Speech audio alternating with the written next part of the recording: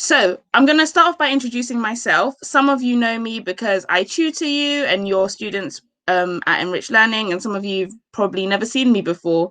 So hello. And then I'm going to tell you a bit about the course and what you're going to expect over the next 5 weeks. This is one of 5 sessions. Then I'm going to get straight into today's session. And then I'm going to stop recording and we're going to do our getting to know each other session. And we're going to do a really fun quiz, which I hope you guys find useful and helpful. Of course, ask me questions, but I will be reserving questions. I will be reserving questions for the end. 1 second.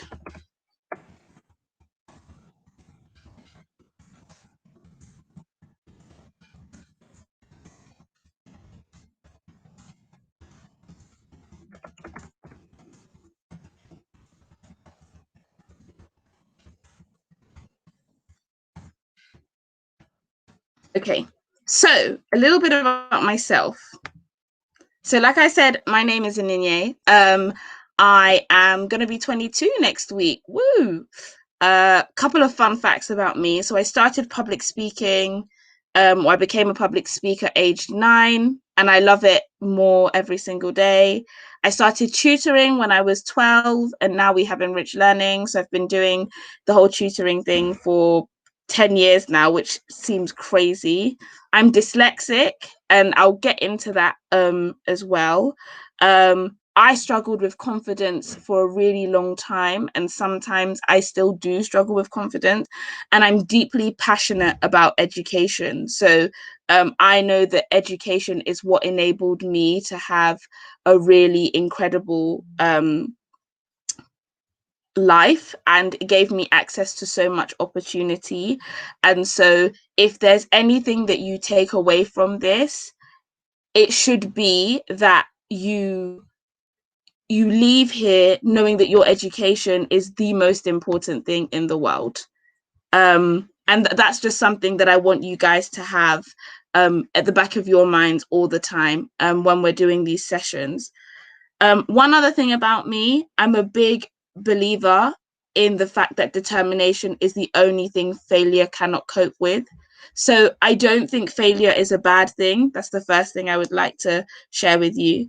And the second thing I'd like to say is that being determined and having discipline is at the center of my life. So on most days I'm up by 6:30, and I'll do some work, and then I'll do some exercise, and then I'll do some meditation. I really do believe that's a really good thing, and I'm going to get into that a bit later.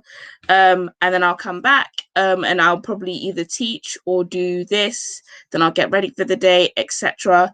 And I think even now, whilst we're in a lockdown where I think a lot of people's structure was disrupted, determination and discipline was so important for me, and I think it's been really important for anyone who has been successful. In case you're wondering in the photos what the weird thing I'm wearing is, that was my school uniform, guys. So I went to a school called Christ Hospital, and we wore what has been dubbed for many people as the kind of Harry Potter uniform. And I loved it. It's called a housey. I loved it so, so much. And I wouldn't have changed it for the world. But in case you're thinking, what on earth is that? Then yeah. And you can also probably see that my face has not changed at all. I'm like 18 in the school, or actually I'm not even 18, I'm 17 in the school uniform photos, and I'm 22 next week, and I have not changed a bit. So, you know, age is but a number. Right, so what are we going to cover in these sessions? So today's session is all about introducing you guys to personal development, giving you an understanding of what that is, what personal development means. And then the next 4 sessions after that. So next week's session is a confidence building workshop, and that should be really fun. The week after that, we're going to focus on how to get organized. We're going to talk about time management, how to kind of prioritize things, how to not overwork. I wish someone told me that. So I was one of those students who would work themselves into the ground. not a good thing. The work-life balance is so important, and I think you can learn that from a young age. And then the third week, we're going to do a study skills workshop. So you might think, what does that have to do with mentoring? But all of you should be at least in school. And I believe that school's great, but a lot of schools have not taken the time to actually teach you guys how to study independently and how to know what kind of study setting works for you. And because I'm dyslexic, I'm very passionate about, you know, making sure people understand how they study and utilizing that. And then the last thing we're going to work on together is goal setting. And then we'll see how it goes from there. Maybe we'll carry on. Maybe we'll have a long lasting relationship and I'll be able to do this for a prolonged period of time. We'll see how it goes. I'll get feedback from you guys, etc. But like I said, this is the first time that I'm kind of doing anything like this on like a mass scale. So let's get straight into today's sessions. Enough introduction, I think. What is personal development? So I don't expect any of you to know what personal development is, because when I was your age, I had no idea. It's really broad as a topic, but I'm going to focus on three things. I really had to think hard about what is it at your age that you need to know in terms of personal development. The first thing is improving self-awareness and self-knowledge. And I'm going to get into what I mean by that. But essentially all that means is the ability to kind of be able to understand yourself and know yourself, and understand how you feel. And that takes me nicely into the second part of personal development, which is developing emotional intelligence. And I'm going to really go into what emotional intelligence means. You need to know what it is for yourself, and also in the way that you treat others. And it helps you kind of build better relationships, helps you cultivate a better mood and attitude. And then the third thing is acknowledging your strengths and, dare I say it, your weaknesses. So it's really important that you actually know what you're good at and you're confident about that, but also know what you're bad at, because you can work at it, or you can learn to work around it, not avoid it. We're not avoiding weakness here. It's really important to confront weakness, but work around weakness and get to grips with it. That's super important. So you can take notes if you want, or you can just listen. This is not like school. This is not, those of you that I tutor, this is not like when I'm teaching you English. This is I don't want to say it's informal. I hope you take something away from it, but this is a session. It's a much more informal session. So like I've got my well, it's hot water and lemon, but whatever you want. If you want hot chocolate or coffee or tea, be my guest. So how can you improve your self-awareness and self-knowledge? So like I said, perhaps we should talk about what self-awareness is and what self-knowledge is. So self-awareness and self-knowledge, all that means is that you are able to have an understanding of yourself, an understanding of your feelings, an understanding of what you like and what you don't like, and what your boundaries are. Because yes, you can be a child and still have boundaries, still respect adults. You know, I'm not asking you to go and tell your parents, I have boundaries now. That's not what I'm saying. But, you know, amongst your friendship circles, especially when you're a teenager, it is good to kind of have your boundaries and limitations, but you can only have those things if you know what they are. So how can you kind of get to grips with having self-awareness and having self-knowledge? Well, the first thing is, we live in such a loud and busy world that it's very difficult for people to actually take a moment for themselves and listen to themselves. If you take a moment of silence, you will be surprised. You will find that you can actually learn a lot about yourself. So, for example, the night before, so before I go to sleep in the evening, I put my phones on do not disturb. Unfortunately, I'm at that working age where I have more than one phone. And I don't turn my phone back on from do not disturb until 9 a.m. Because I feel like the distraction of incoming notifications. I know you guys are probably on TikTok or Snapchat, or if you're a bit older, Instagram, possibly even Facebook, but that might be a bit old school for you guys. You lot can let me know.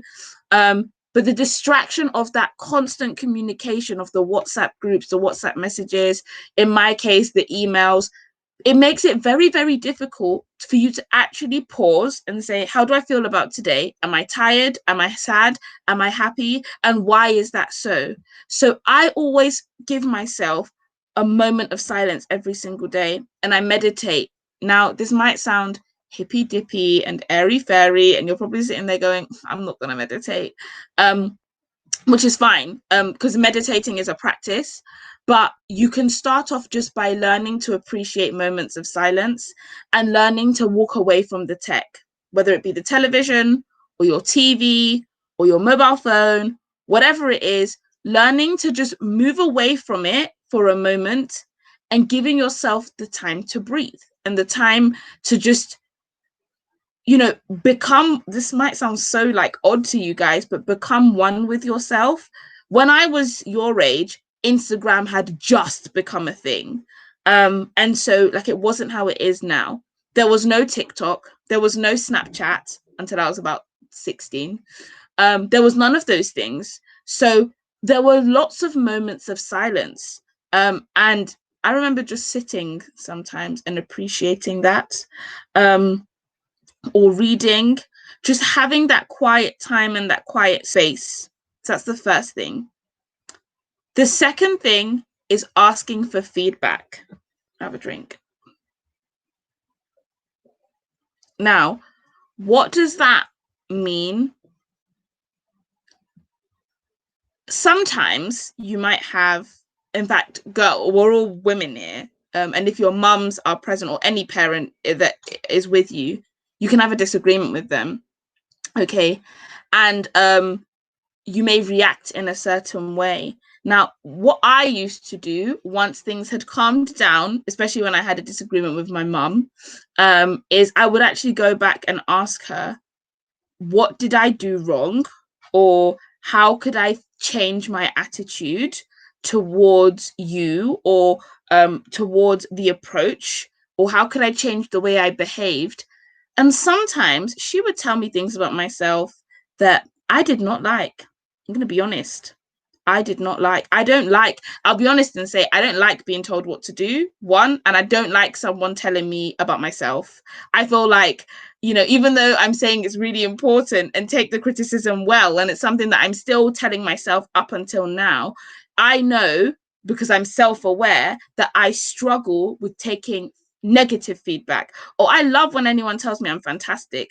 Lap it up. I love it. Keep telling me that. And I'm sure all of you love that too. Although there will be some characters in this group who are just uncomfortable with any feedback, positive or negative. I love all the positive feedback, right?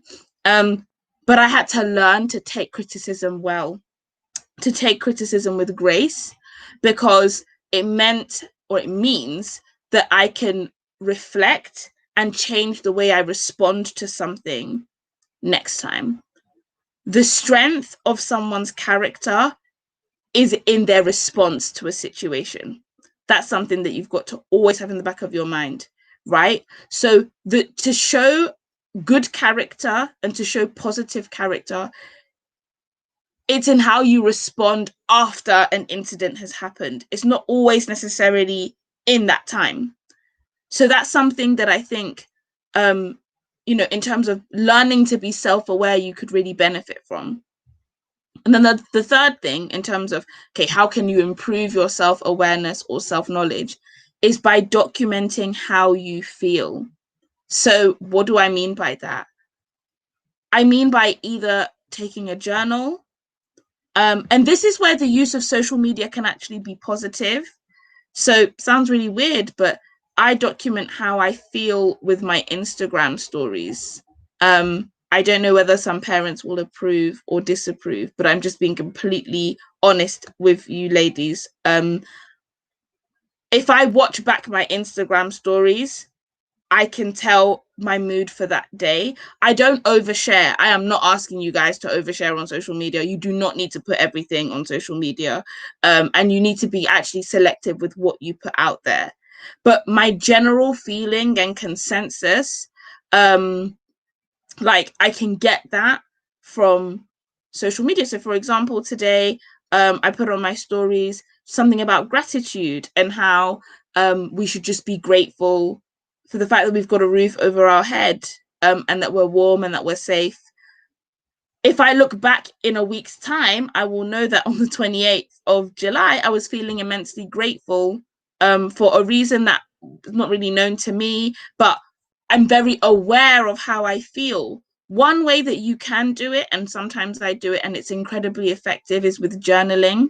And actually, for all of you that I am mentoring this summer, I'm actually sending you a journal free of charge in the post, but we'll arrange that for you to kind of keep and have, so that you can practice journaling too, if you want to, and we can talk about how to do that in our kind of Q&A, our private Q&A session afterwards. So that's how to improve your self-awareness and your self-knowledge. Okay. Emotional intelligence. So emotional intelligence is being able to recognize, understand, and manage your own emotions. Now, like I said, I went to boarding school in a house where there were almost 50 girls. And I can tell you, sometimes we did not manage our emotions very well, and it meant we treated people very badly. You can't go through life like that. It's not going to help you. I had instances of it. And so I really worked quite hard to work on my emotional intelligence. One way of doing that is taking a step back in a situation and being able to understand and recognize how somebody might feel and why. It's not about how you feel, actually, with emotional intelligence. Emotional intelligence is being able to recognize how somebody else might feel. So I'm going to use an example that I think is I'm going to use an example that I think is common amongst girls, and sometimes we don't realize. It is commenting on somebody's appearance. When you're a teenager, people do that a lot. It's about what you've worn, what you haven't worn, what makeup you have, what makeup you don't have. And sometimes when we are making comments about other people, we fail to recognize how that might make that person feel. We just say it. There is no element or filter of taking a step back and thinking that probably, whilst it might be well intentioned, it's probably not the kindest thing I could have said about someone. So that's something that I think, in terms of building emotional intelligence, is absolutely paramount. So perhaps over this next week, before you speak, I'm a big believer in this, before you say something, just pause and ask yourself, if someone said that to me, how would that make me feel? And even if you would be okay with someone saying that to you, just generally ask yourself, how does that sound to somebody else? And is that okay? And then the third thing, in terms of managing your emotional reaction, in terms of growing your emotional intelligence and developing it, it's about managing your emotional reactions. It's about learning not to throw tantrums. It's about learning to project anger, if you are angry about something, in the right way, because there is a way to do things. So I'm an incredibly passionate person. I love people and I'm all about social justice. And so, for example, a lot of you will be aware of the Black Lives Matter movement. And if you're not, very quickly, a young man called George Floyd Jr., unfortunately, was killed by the police. A white policeman put his knee on George's neck and for 9 minutes, and George passed away. And it caused a massive uproar worldwide, justly and rightly so. And I found it very difficult, I'll be honest, to manage my own personal emotions at the time. It was really, really hard because it brings up all these emotions you have about racism generally, etc., etc. I then decided to take a step back and not really say too much about it, and be self-aware about how I felt about the situation, and then okay, how can I respond? Like, how can I respond in the most sensible way where I'm still looking after my emotions? And I decided that, I'm going to use what I know best. I was very angry about the situation. And I'm going to, put together a Black British history course for people that they can access, because I really do think that we could eliminate racism with an education, amongst other things, but education being a really key factor. So can you see there in that situation how I was able to manage my emotions and not kind of maybe go on Twitter, for example, and write a really long thread that possibly may come back to haunt me in the future? It's really important to learn to manage your emotions. And the earlier you do it in life, the better. Okay. The last thing, and then I'm going to stop talking and we're going to do some talking together, is being able to acknowledge your strengths and your weaknesses. Now, I'll be honest and say I like to think I'm good at everything. I don't know if there are any of you in the group that are like that. I'm obviously not good at everything, guys. I know that one of my strengths, and it's because I've been doing it for a long time, is public speaking. I have no issue with that. But one of my weaknesses actually is, I say that I love trying new things, but I fear trying new things at the same time. It takes me a long time to have the confidence to do something new, and I often need to be encouraged. And I know that's a massive weakness. I know that's something that sets me back. And at first, I never wanted to acknowledge it. When I was a teenager, I never wanted to acknowledge it. I just shied away from it. But instead, I decided in my kind of later teenage years, like 18, 19, 20, or 18 and 19, I decided actually it's really important for me to be aware of what I'm not so good at. Okay, in fact, let's take it down to something that you guys may be more able to relate to. I know that one of my strengths is English, and just the arts and humanities generally. I know that I'm a really good writer, and I love writing and I love reading. My weakness when I was at school is maths. I hated maths. And I didn't actually acknowledge, well, for a period of time, I didn't acknowledge that it was a weakness. And so I failed to practice enough. I would always put it on the back burner. I would always say, I'm fine. I get it. I don't need any assistance with it, etc. But that was the wrong approach, and that was not a sensible thing to do. So when I decided to acknowledge, thank God it wasn't too late, that I'm not very good at this and I need to practice to get better so that I can be good at it, I started going to all the extra kind of homework sessions. I started asking my teachers for more help. I started doing more math in my spare time. I started like doing more than just the homework that was being set. I asked my parents for assistance with tuition when we were at home in the holidays, because I was able to acknowledge that I'm not good at it, right? But before that, it was kind of like, I'm good at everything. I don't need help. And that doesn't get you anywhere. That doesn't get you anywhere at all. Okay, so that kind of brings me to the end of the talk bit about kind of personal development. And I am going to stop recording now so we can start our own kind of private session. So if you just